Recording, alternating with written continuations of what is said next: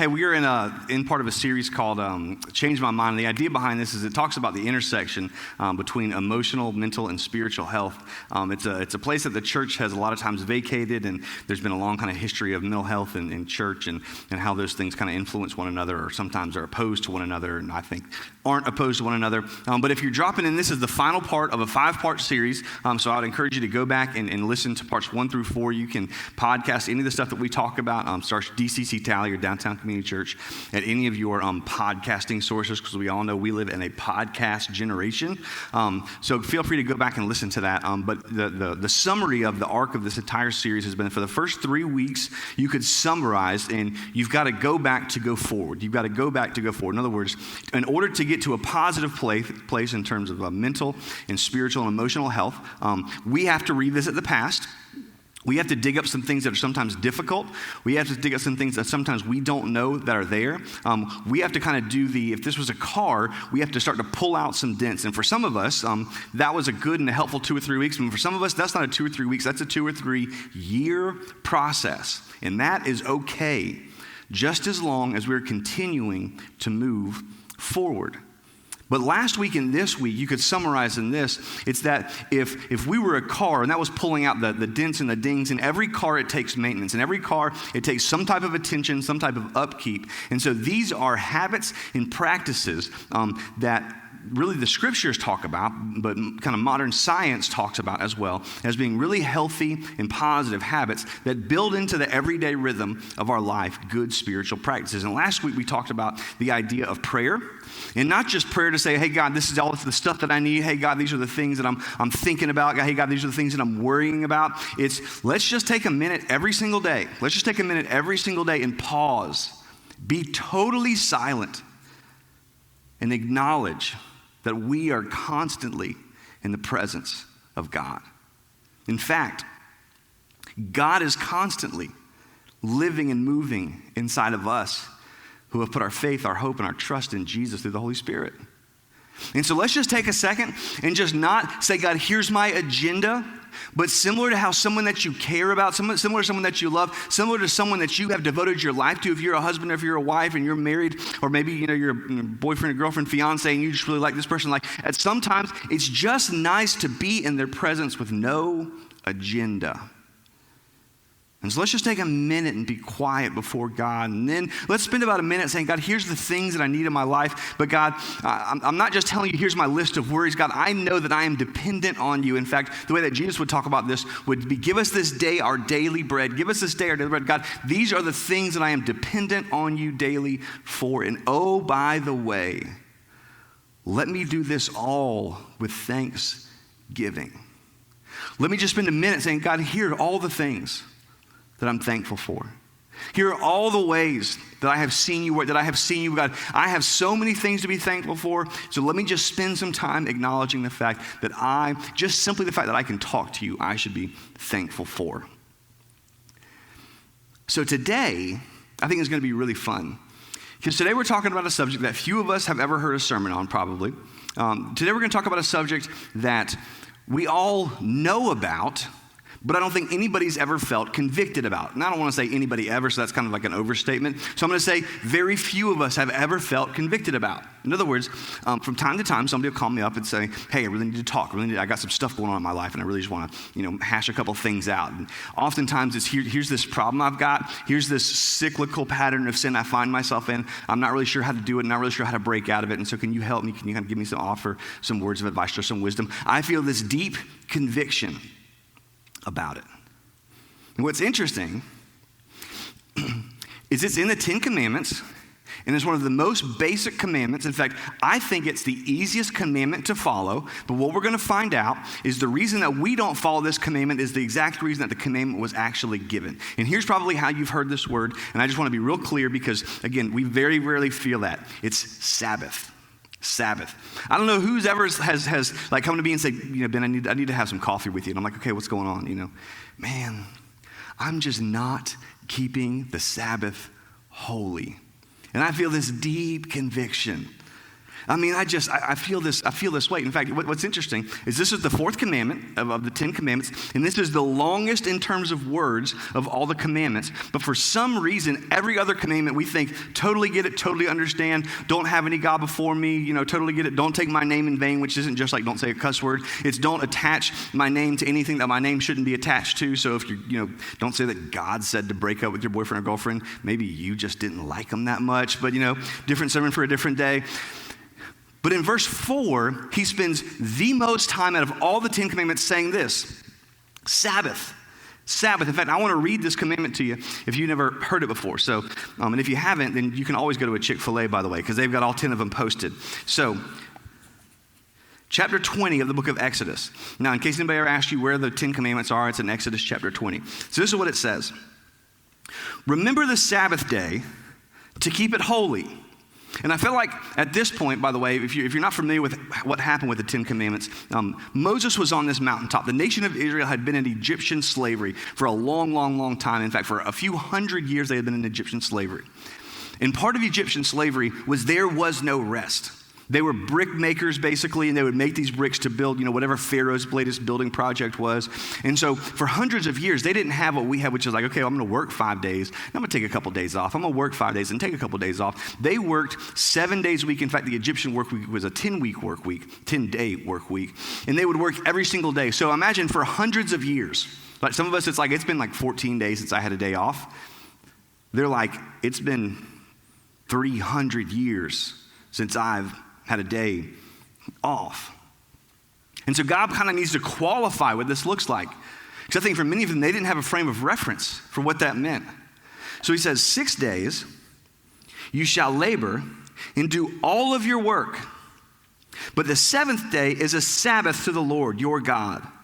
And on it you shall not do any work, you or your son or your daughter, or your male servant, or your female servant, or your livestock, or the sojourner who is within your gates. Now, here's what's funny about this, is we read that and we're like, God, why would you specify, not even the livestock? Like who can control an animal that an animal doesn't work, right? That's just like a little bit overboard. Like you need to just kind of pare it down. We get it. Don't work. But isn't it interesting? Isn't it interesting that of all the commandments we would agree with, this is the one that we should agree with the most, but we have the most difficult time acknowledging that we should do it. It's like do not kill. It's like, okay, yeah, I think that's probably a good idea. Don't commit adultery. Okay, generally speaking, good idea. In fact, not just generally speaking, good idea. You don't bear false witness, okay, don't be jealous and don't be envious of your neighbor, your neighbor's, wife, or your neighbor's kids, or your neighbor's, car, or your neighbor's brand new or brand old 76 Bronco, Don't be jealous of that. And we would all say, yeah, totally agree. Then God says, okay, here's what I want you to do. I want you to take a day off. We'd say, God, I am busy. I got a lot of stuff to do. I got a lot of stuff happening in life. And what's interesting is so did they. So did they. The reason he said this was not because he was just trying to be overly critical and just overly, this is what you can do, this is what you can't do, here are all the rules. Here's what he knew.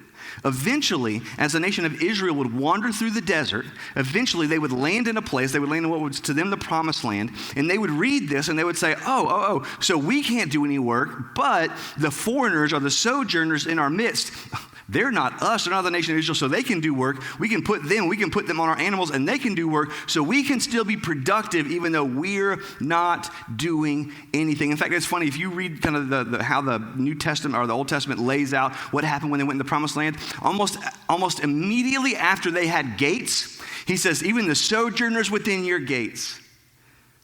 So they would send sojourners outside of the gates. I'm like, one, that is innovative, so I appreciate you for that. But what's interesting, he says, I don't want anybody to do anything, and I don't want you to look for all these loopholes to do it. He says, for in 6 days the Lord made heaven and earth, the sea, and all that is in them. And he rested on the seventh day. Therefore, the Lord blessed the Sabbath day and made it holy. Now, when it comes to Sabbath, it's an interesting word. It's an interesting thought because, again, we've probably all heard of that. We've probably all, are familiar with the idea. But there's a little bit of ambiguity about what it means. The Bible doesn't describe exactly what work is. It just says don't do it.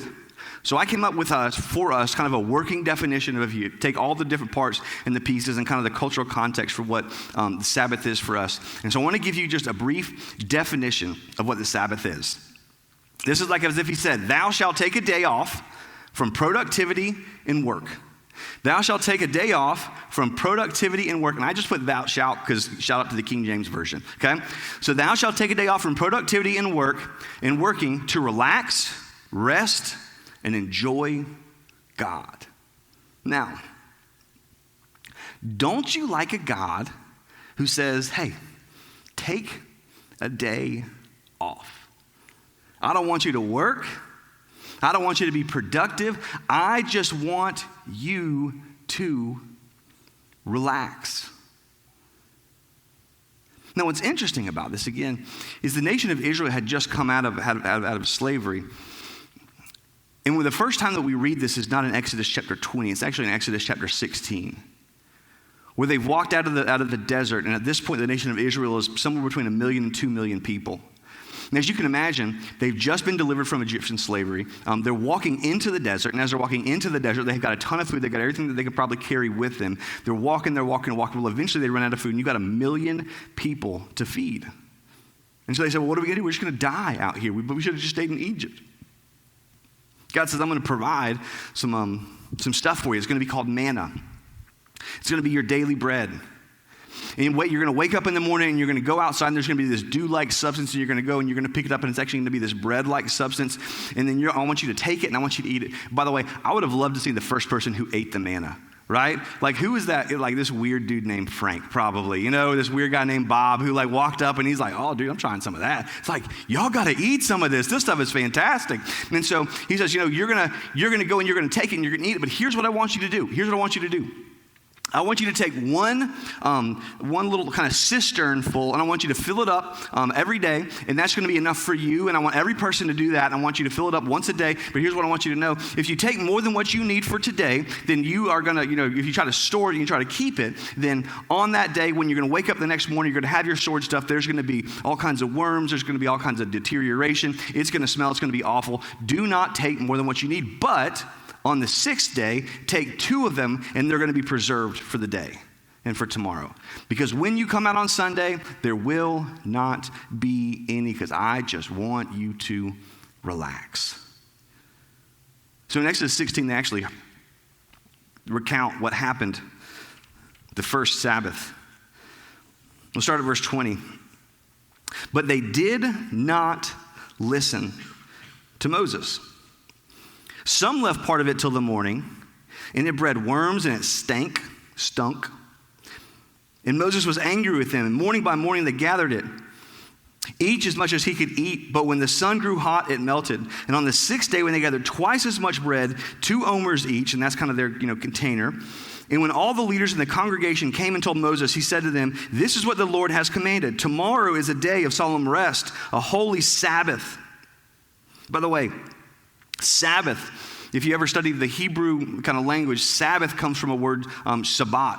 And our Sabbath is the word Shabbat. And in the Hebrew language, they got their nouns from their verbs, which is linguistically interesting. But they got their nouns from their verbs, and Shabbat came from the verb savat, and savat meant to cease. In other words, it's like God saying, hey, I want you to have a day. I'm not going to really clearly define this. I just want you to have a day of ceasing and resting. Ceasing and resting.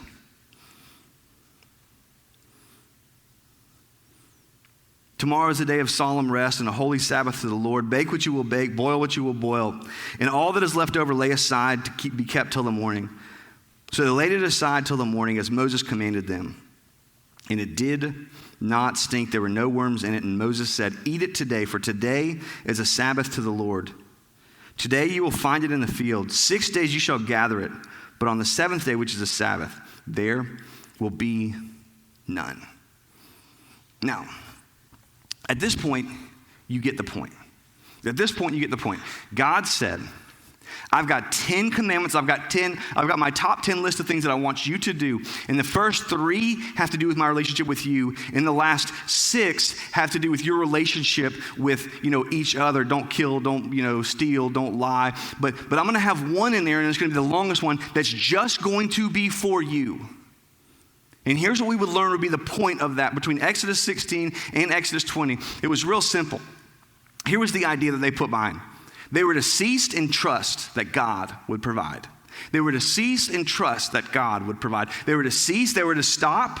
And in their stopping, they were to trust that God will provide. And God said, and I want you to build this into the daily rhythm of your life. Here's where we come into the existence of this. For us, we have 5 days that we work, for many of us, and we have 2 days that we work at home. We have 5 days that we work, that we do everything that, it's 8 to 5, it's 9 to 6, it's 9 to 6. It's for some of you, it's, you're the 8:15 service, right? It's like 7 a.m. to like 10 p.m. because you're out there grinding, getting it, hustling, right? And so you're just like going. And he says, hey, I want you to do this. I want you to do this. When you go home, I don't want you to every single week just sit there and go home and now we've got this and this and this and this and this and this and this to do. I just want you to stop, which all of our reaction will be, well, if I stop, I won't have enough time. If I stop, there are so many things that need to get done. There are so many things that need to happen. I can't stop because if I don't stop, then it won't happen. To perhaps which God would say back, maybe that's the point. I want you to cease. Oh, back 1 second. And trust that God will provide. I want you to stop. And I want you to trust. And I know you're busy. I know you have a lot of stuff to do.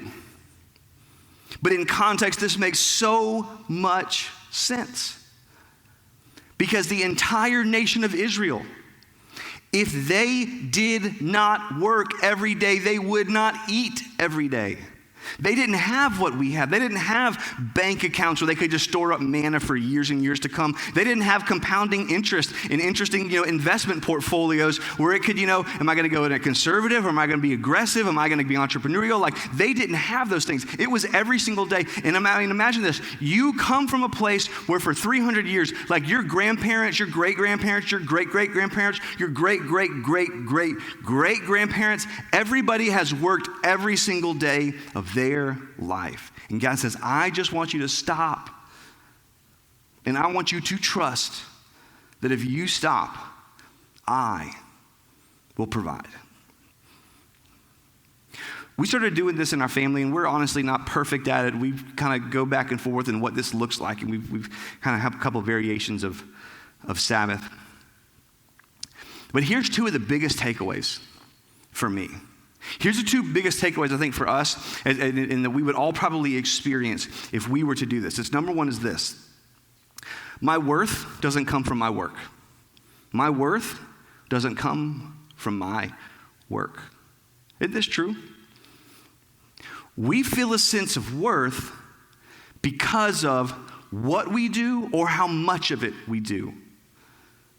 For them, they, again, made for hundreds of years bricks in Egypt. And I want you to imagine that all of a sudden you walk out into the desert and you've got nothing to do. It's like for you, if you've just been like 9 to 5, 9 to 5, 9 to 5 every single day your entire life, and all of a sudden you walk out into the woods, like you walk into Ocklackney River State Park, right? And you just walk in there, or you walk anywhere in Wakulla, which is kind of a weird place, or you just walk into the woods, the swamp, the something, there's nobody around, there's nothing around, and all of a sudden, right, there's almost this existential crisis that was happening because for so long, our worth has been attached to our work. And so it's almost like God saying, I want you to stop and I want you to remember me, and I want you to know that your worth comes from being with me, not from what you do. Even if what you do is doing things for me. I'll tell you, the most difficult people to do this is people in ministry. I heard this, saw this quote that said if a pastor was to not do any of the other 9 commandments on a regular basis, they'd probably get fired. But if they were to ignore the Sabbath on a regular basis, they'd probably get a raise. That's where we live. Here's the second one. My worth doesn't come from my wealth. My worth doesn't come from my wealth. We feel a sense of worth for the people who have wealth. The more you have, and however you want to define wealth, you can define wealth as money, you can define wealth as having stuff, having clothes, having cars, having houses, but we feel a sense of worth from wealth. This is why people who make absurd amounts of money, everybody think is really funny when you're in their presence. It's like, oh, Bill, that's so funny. It's like, that wasn't funny at all, by the way. If you ever have to say, oh, that's funny, that wasn't funny, because if it was funny, you would have laughed. You wouldn't have to tell them that. It's a side note. But, right, here's what happens. Our worth doesn't come from our wealth, from our ability to produce and to provide. And so I also wanted to be clear about this, because when it comes to Sabbath, a lot of us would hear this and say, okay, but life could get absurdly busy. Like, I'm not talking about the regular, I kind of get this in the day-to-day, in the piece-to-piece, in the minutia of life. What about when it's busy? I'm talking about the holidays are coming. I've got midterms coming. I've got exams coming. I've got a project for work coming. And I just have to be in grind mode. I want to read to you what God said to the nation in a very similar context in Exodus chapter 34, verse 21. He's kind of this renewal of this covenant between God and his people. And he wanted to clarify a couple things. Chapter 34, verse 21, this is what he said. 6 days you shall work, but on the seventh day you shall rest. He says, 6 days you shall work, but on the seventh day you shall rest. In the plowing time and in harvest you shall rest. Now, if you were a farmer, which very few of us are, you'd have known that these are the two peak times of the year. These are the times when they are just absurdly busy. They have 100 things, perhaps 1,000,000 things going on. And so this is kind of how I would say this for us, and because I know we all get really busy. So this is kind of the point of that verse is this. They were to cease and trust God even when they were really busy. And I know that your context, you'd be like, well, hold on, Ben, you don't understand my work. I'm not just really busy, like I'm crazy busy. So here's for all of you, because again, 815 type A people, I get you, I understand how you are. So I just want to emphasize this point. You were to cease and trust God even when they were really, really busy. Now, isn't this weird? Let's just pause for a moment. For a lot of us, I understand it because I feel the same way. There's something inside that just kind of wants to push back against this idea. Isn't it interesting?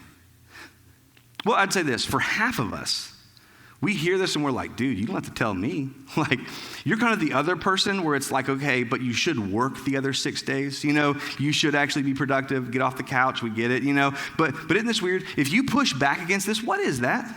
What is that? What is that inside of you that I have to convince you to not work for a day? My guess is if we were to take it back, there's something inside of you, there's something inside of me that drives us to the point where we feel like we have to work. And here's why this is so important as it relates to mental health. Let me be clear about this. For you and for me, it is very difficult to be emotionally and mentally healthy if we never stop and rest. If we never stop and just remember God, if we never stop and just process, if we never just stop and spend some time and spend a day just enjoying God, enjoying life, enjoying what he's given us, if we never just stop and we're always going, it's always on to the next thing, on to the next thing, on to the next thing, on to the next thing. You know what happens? We never actually get to process what's happening in life. You were made, I was made, we were made to live in this rhythm. It's like at some point if you work out, you need to stop and take a rest day, right? Because your body needs to recover. Mentally, at some point, we need to stop and remember God so that our minds can recover. Now, I want to kind of for the last 2 or 3 minutes be super practical. Because at this point, I try to make a convincing case that you should take a day off.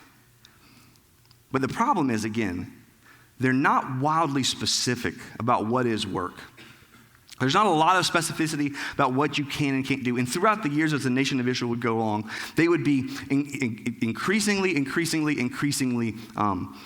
specific about all the things that you could and could not do. And to keep the Sabbath holy, I mean, you basically couldn't do anything. And what's interesting is Jesus then came along.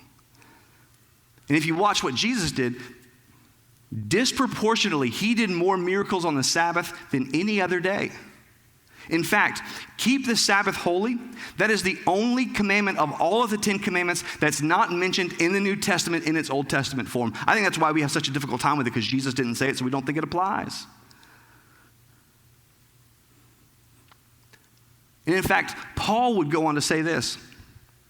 He would say, in the past, it was as if one day was holy than the others, but all days are holy, and they're all holy unto God. God is in them, God is through them, God is all of them. And so there is not one day that is not holy or more holy. And so for us, this doesn't mean it has to be Sunday. This doesn't mean it has to be a Saturday. This doesn't even mean it has to be the same day every single week, although for me, if it's not, it's difficult to have a rhythm of it. But here's the point. Every single week, pick a day and take it off.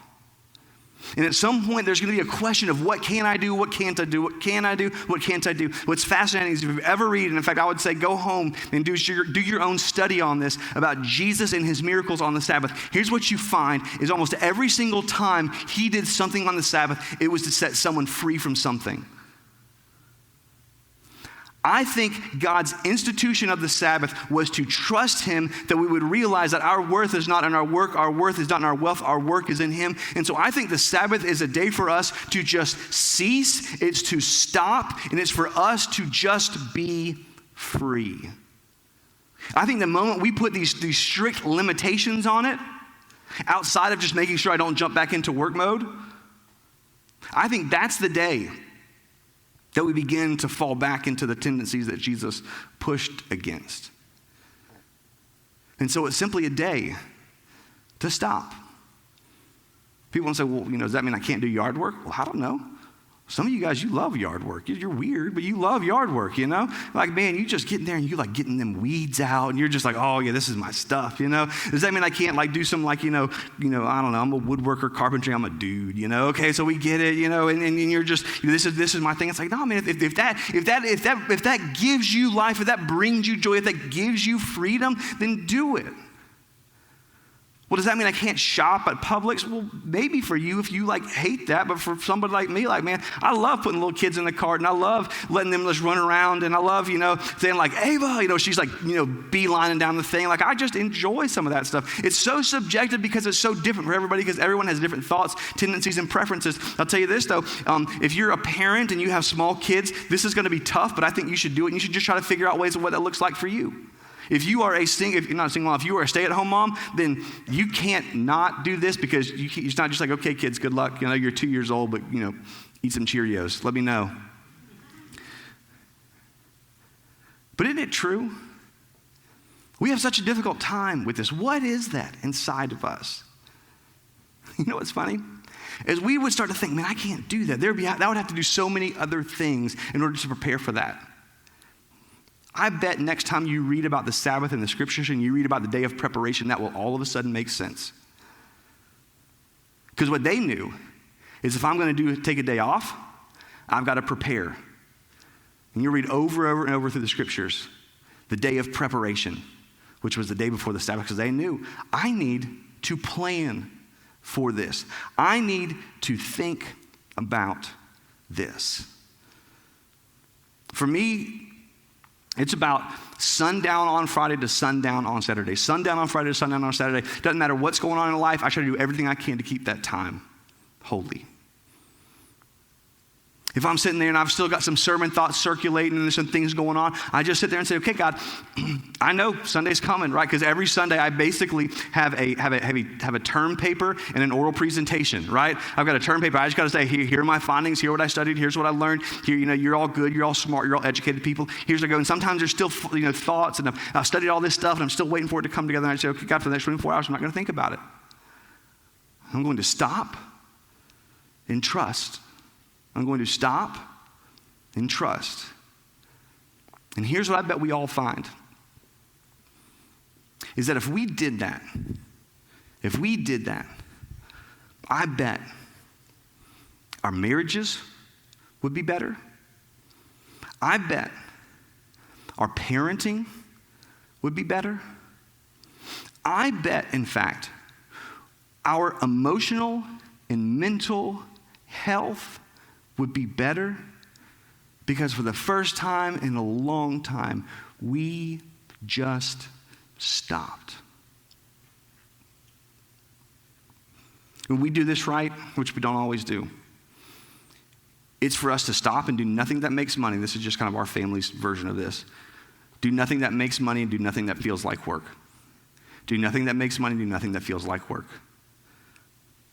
My wife, Lindsay, stole a phrase that says it's called Sabbath, not slobbeth, okay?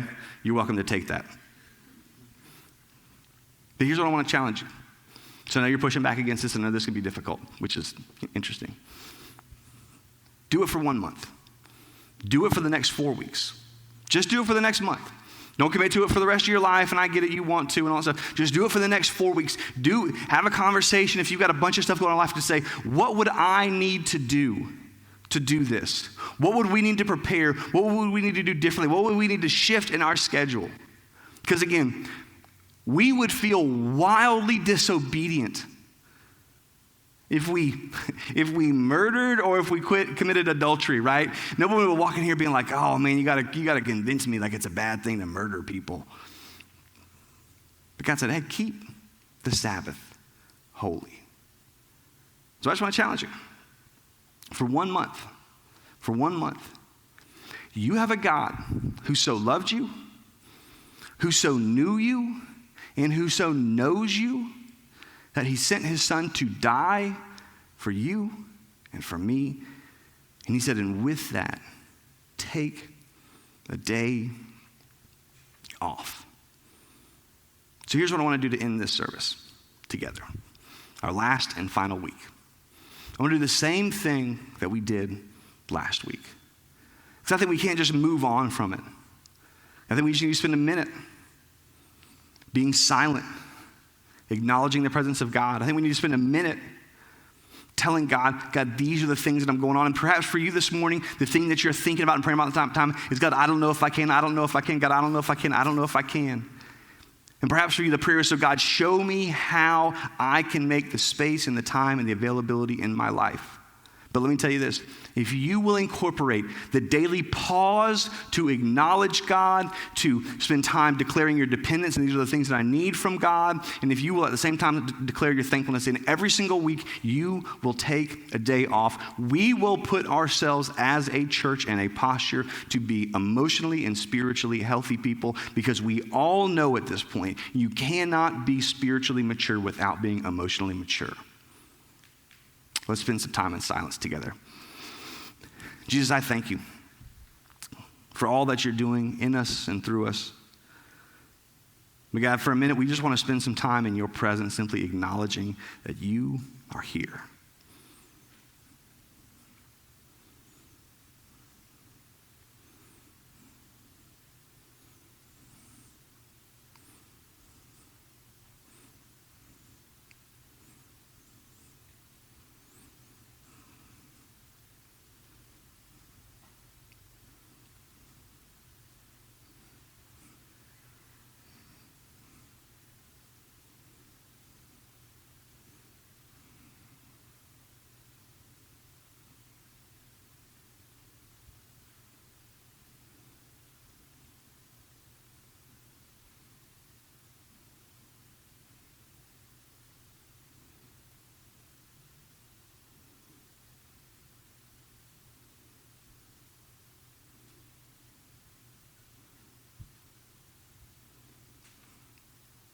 And God, we want to spend a minute just telling you these are the things that are going on in our life. These are the things that we need help with, the complications, the issues, the problems.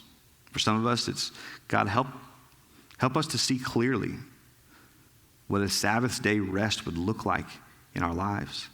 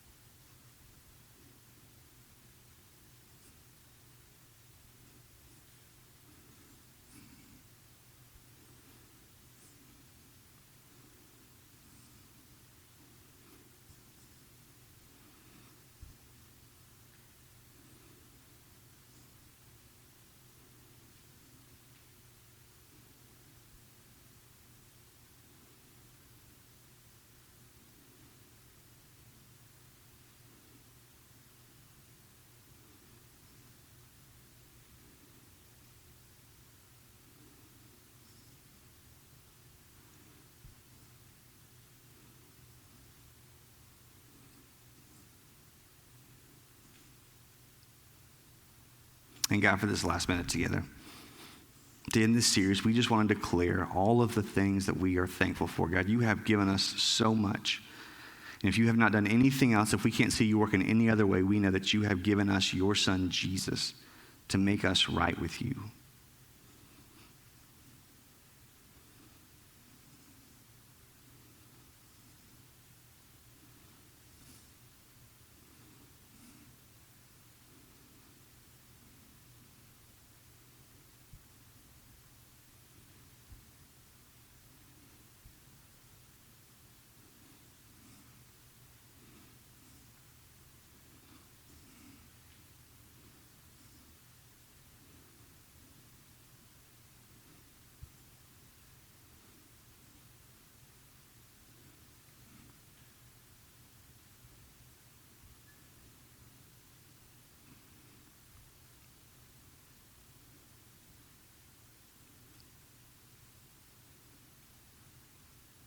And God, I pray that you would use this in our lives, that every single one of us would go home.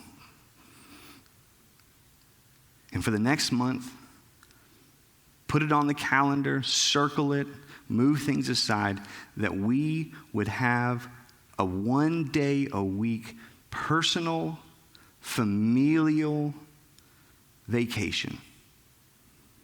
That we would rest. We would be rest from the drive to produce, the drive to find our worth through our work and through our wealth, that we would simply stop, we would cease, and we will trust you, knowing that you will provide. And if ever we doubt that, perhaps this is the perfect opportunity to trust. And it's in Jesus' name we pray. Amen. Hey, thank you guys so much for coming to church. We love you. We'll have a prayer team up front. If there's anything you need prayer for, have a wonderful rest of your Sunday.